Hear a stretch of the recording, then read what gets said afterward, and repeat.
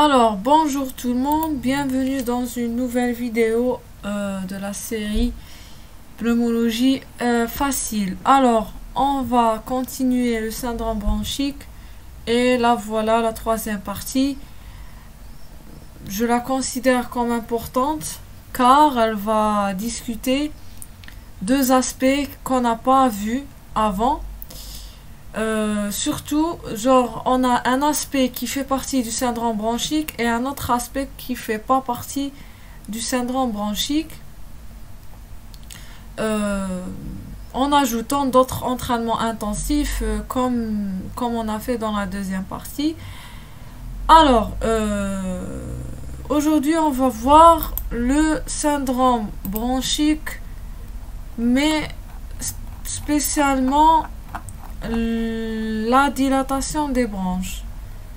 La dilatation des bronches, on n'a pas parlé de ça, donc on n'a pas fait l'entraînement de la dilatation de bronches, mais si on se rappelle un peu de la plaque qui parlait des anomalies de bronches, on a vu que la DDB elle a plusieurs aspects. Donc, on a des clartés finement cerclées, on a des images réticulées, mais on n'a pas vu beaucoup de clichés sur ça. On n'a rien vu actuellement. On a des opacités aussi sous forme de V ou de Y. On l'a cité juste théoriquement, des cavités avec des niveaux liquidiens et des images nodulaires. Mais jusqu'à présent, on n'a pas vu ça sous forme de cliché. Juste pour faire une petite remarque pour les externes en quatrième année, ce syndrome, il est diversifié dans ses aspects, dans ses clichés radiologiques, mais nous, on va faire les plus souvent rencontrés en terrain hospitalier. On va pas aller loin et on va pas obscurer notre chemin par des clichés qui sont pleins de doutes et pleins de difficultés, parce qu'on va pas, c'est pas l'apanage du médecin généraliste de diagnostiquer la dilatation des bronches. On peut orienter le patient vers un pneumologue et on ne peut pas prescrire quoi que ce soit comme médicament pour cette maladie, tout simplement parce que c'est l'apanage de la pneumologie et on doit respecter la filière et chaque spécialité a ses propres obligations. Alors, on parlait de la DDB et effectivement, ce cliché, il fait partie, ou bien il représente la dilatation des bronches. Donc, qu'est-ce qu'on remarque ici? Ici, on remarque des hyperclartés qui sont sous forme de saccules et qui sont d'une façon très rapprochée. D'accord, donc si je les dessine, peut-être il y a parmi vous qui va avoir des difficultés à les discerner. Je vous aide, c'est pas grave. Donc, on n'a pas des niveaux hydriques, mais on voit bien l'aspect en grappe de raisin. Donc, ça représente, ça a l'air comme des raisins, donc c'est pour ça on a dit que c'est un aspect en grappe de raisin. Donc c'est ce qui nous attire de première vue. On entame l'interprétation juste pour être en parallèle avec le cliché. Alors, c'est une radiographie thoracique de face objectivant de multiples clartés bilatérales. C'est bilatéral, on l'a bien vu. Elles sont arrondies, elles sont ovalaires, c'est vrai. Elles sont de tailles différentes et de siège îlot-diaphragmatique, c'est-à-dire ça part à partir du île et ça descend vers le diaphragme. D'accord? En haut, on n'a pas cet aspect. Prédominante à gauche, jointive, c'est vrai. C'est tellement jointif qu'on a l'impression qu'elles sont collées l'une aux autres, entourées d'une paroi, groupées en amas, réalisant l'aspect de grappe de raisin. D'accord? Donc, on a fait toute cette description pour arriver à ça, à l'aspect grappe de raisin.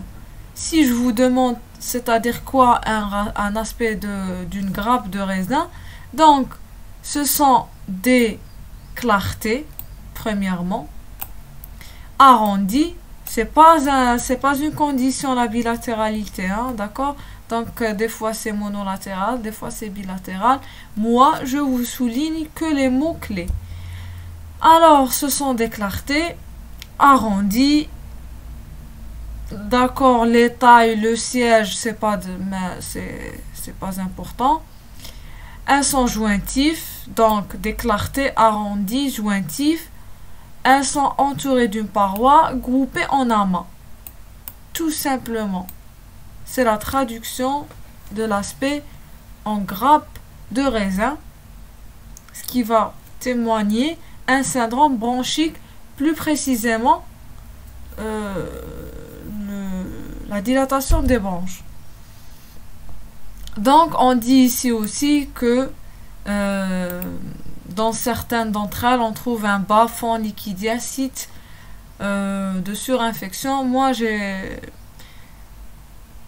vois pas. D'accord, oui. Vers le bas, on a quelques-uns qui sont surinfectés, mais la majorité, elles ne le sont pas. Si je supprime les modifications que j'ai faites, donc il n'y a pas, elles ne sont pas. Donc, oui, ici, il y a une surinfection un peu. Ici aussi, c'est un niveau liquidien. Ce qui est opaque, c'est pas, d'accord, c'est pas l'aspect en grappe de raisin, c'est un liquide, c'est un niveau liquidien.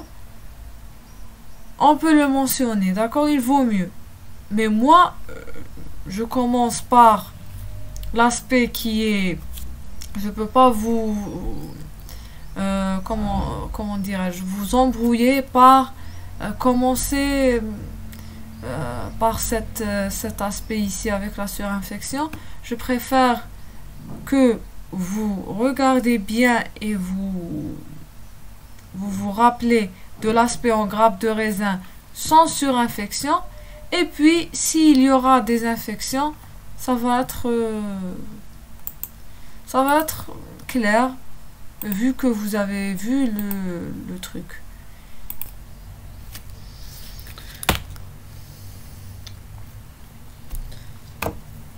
Alors, on revient à notre cliché. On a dit que c'est un aspect kystique en grappe de raisin et il y a quelques surinfections. La conclusion, ce sont des clartés arrondies, bilatérales, jointives en grappe de raisin. C'est purement évident. On peut ajouter ici dans la conclusion qu'on a conclu que ce cliché il fait partie du syndrome bronchique.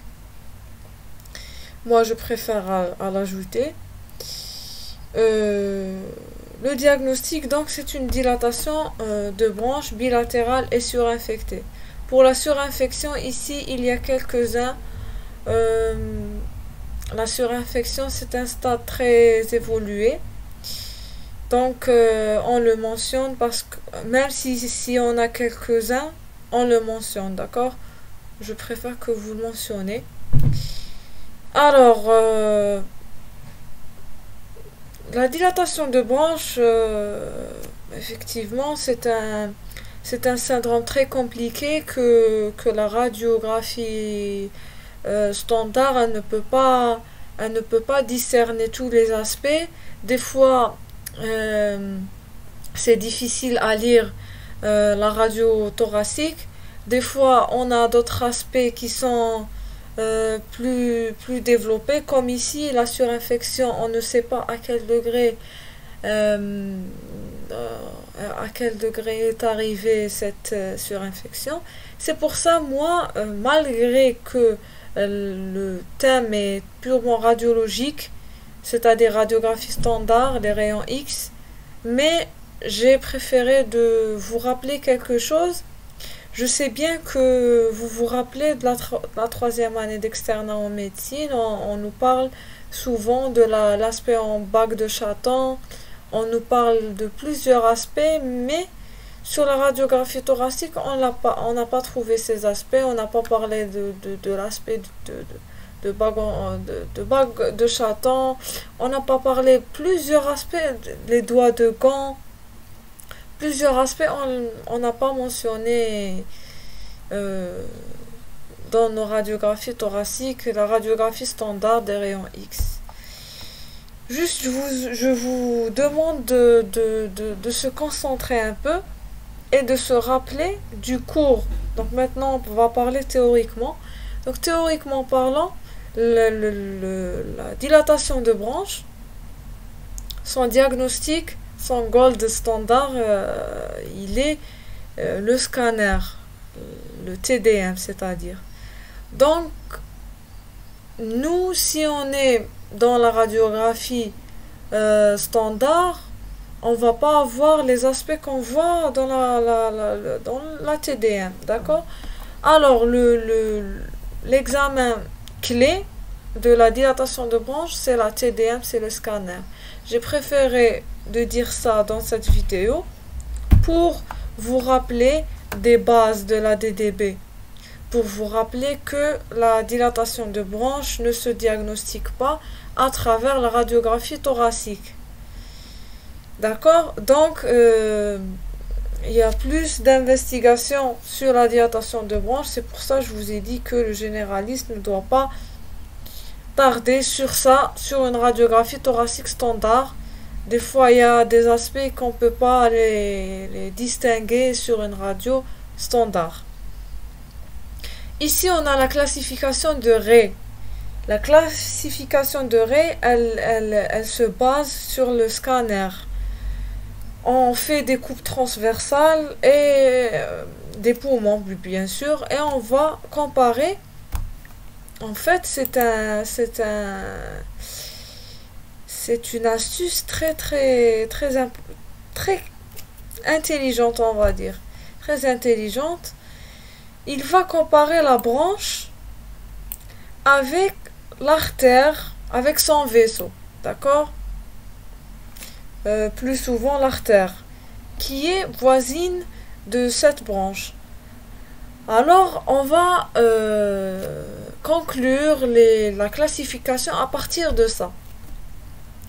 Comme l'aspect en bac de Chatham, c'est-à-dire que c'est celui-là. Oh, pardon. La souris, elle me dérange un peu. C'est pas aussi précis qu'un stylo.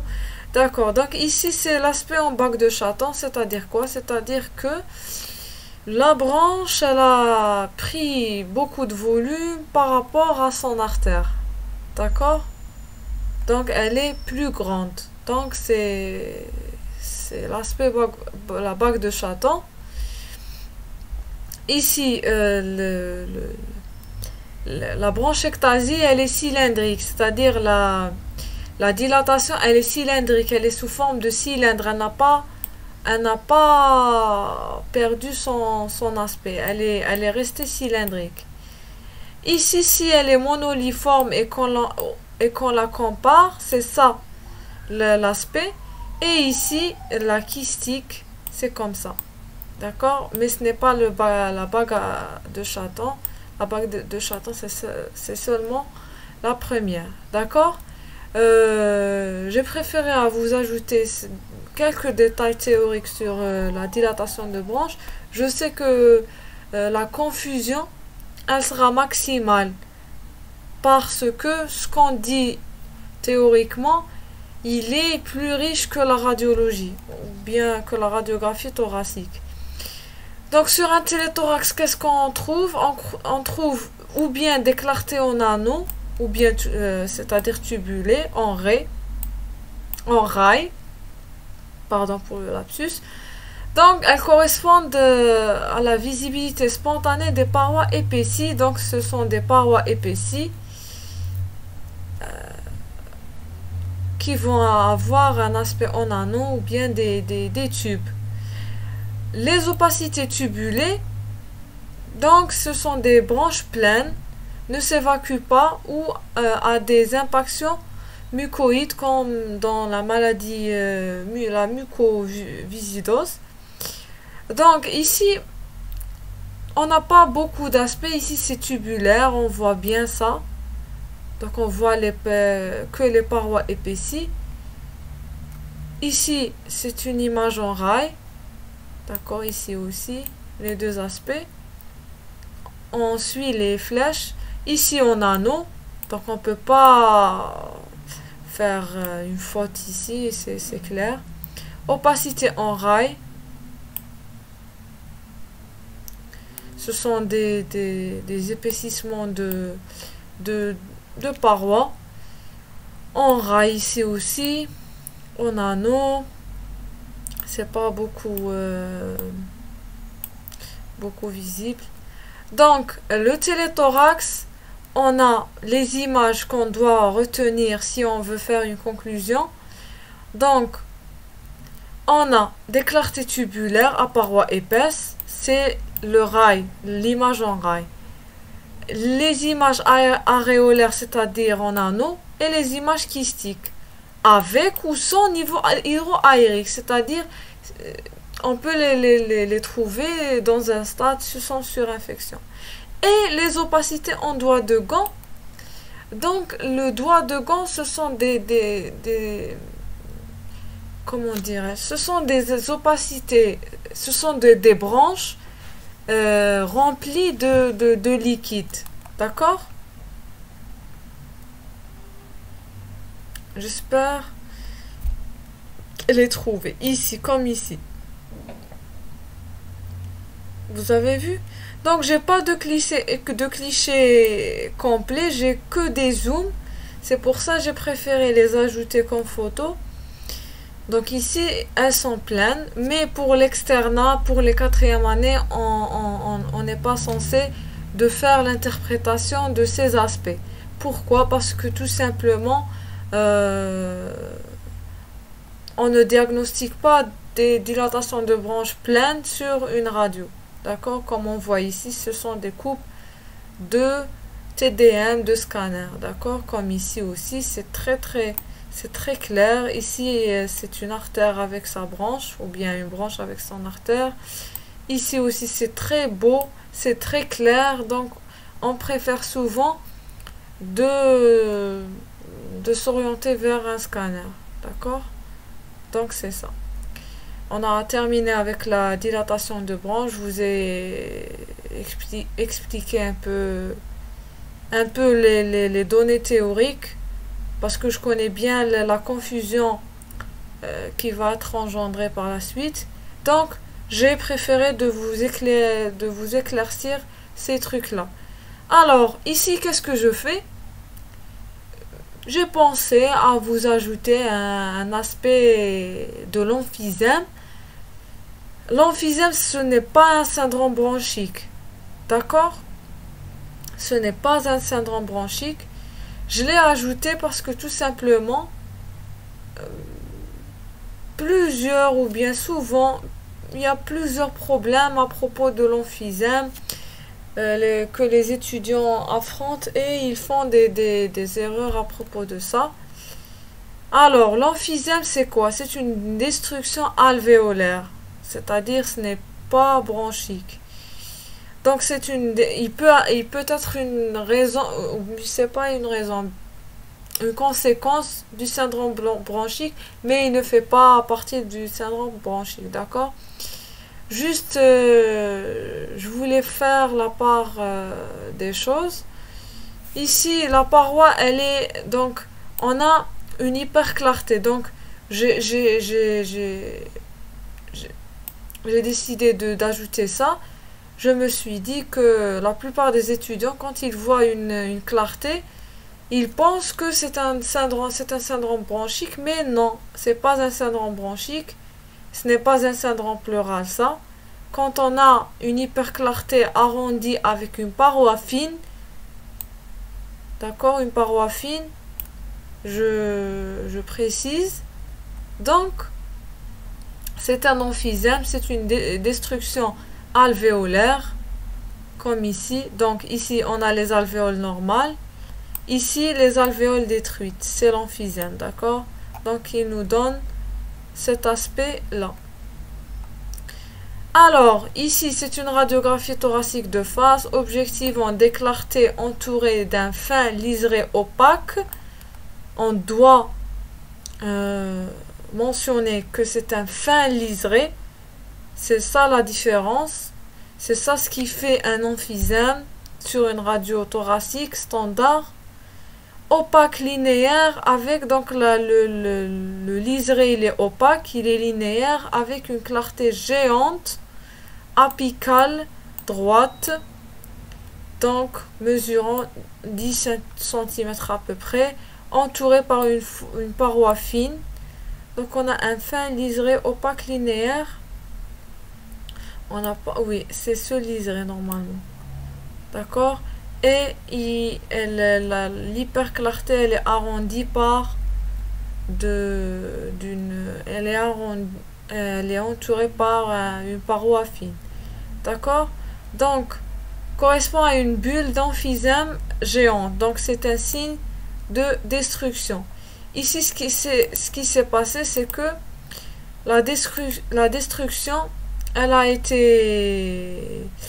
a condensé le tout vers le bas. Ici, c'est le bas par rapport à ce lobe ici. D'accord, donc c'est pour ça on a un lit. Genre, on voit bien que ici c'est noir que cette partie-là. Ce liseré, c'est une condensation. Donc là, les alvéoles, elles se sont détruites. Et c'est comme ils ont, comment dirais-je,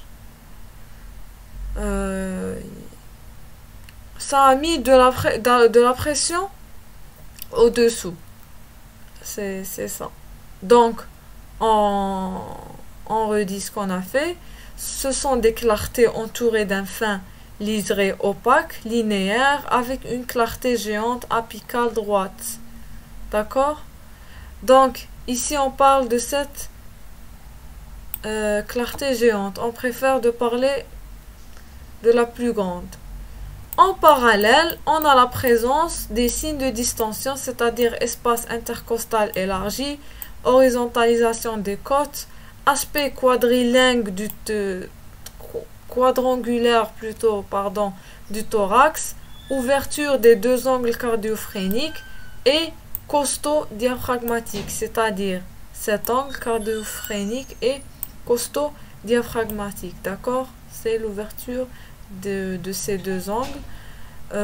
Quoi d'autre on a dit? Un thorax quadrangulaire, c'est-à-dire un thorax qui est carré. Ici c'est carré, on a l'impression que c'est carré par rapport à celui-là, d'accord? Celui-là n'est pas carré, celui-là il est l'hémithorax, il est carré. Horizontalisation des côtes, oui, elles sont horizontales, elles ne sont plus, elles sont distendues tout simplement. L'aspect festonné en marche d'escalier, ici il n'est pas trop. Je me rappelle, j'avais un cliché l'aspect en marche d'escalier. Je vais l'ajouter. Donc ici la marche d'escalier c'est comme ça, comme ça, comme ça. D'accord? Alors, c'est un aspect festonné. Donc, et l'ouverture des deux hémicoupoles des hémicoupoles diaphragmatiques, ça fait partie des signes de distension. Ici, on n'a que l'hémithorax droit, d'accord? S'ils ont mis des deux hémicoupoles diaphragmatiques, ils parlent dans le contexte des signes de distinction, genre en général, ce n'est pas sur cette radio, il n'y a que cette partie qui est distendue et qui est quadrangulaire. On note par ailleurs l'accentuation de la trame broncho-vasculaire. D'accord, c'est pas trop important ça. Alors, pardon. Ici, si on dit l'accentuation de la trame bronchovasculaire, c'est ce sont des signes de compensation. Cette partie du poumon, elle est détruite, donc la compensation se fait vers le bas. La conclusion, signe de distension avec des signes de destruction, mais je préfère que vous ajoutez alvéolaire. Donc, c'est un emphysème pulmonaire bilatéral, c'est-à-dire un poumon emphysémateux. Ici, ils ont dit bilatéral. Moi, je préfère dire que celui-là, d'accord? Celui-là, je préfère que je le laisse à part parce que les signes ne sont pas aussi visibles que celui-là, d'accord? Donc, mais on peut considérer ces hyperclartés comme des emphysèmes. Pour le poumon gauche, on a besoin de plus, on a besoin de refaire la radio. C'est moins pénétré, c'est trop blanc comme on remarque ici. Donc, je m'excuse pour la qualité de la radio. Moi, j'ai trouvé ça, j'ai pas le choix de choisir la qualité.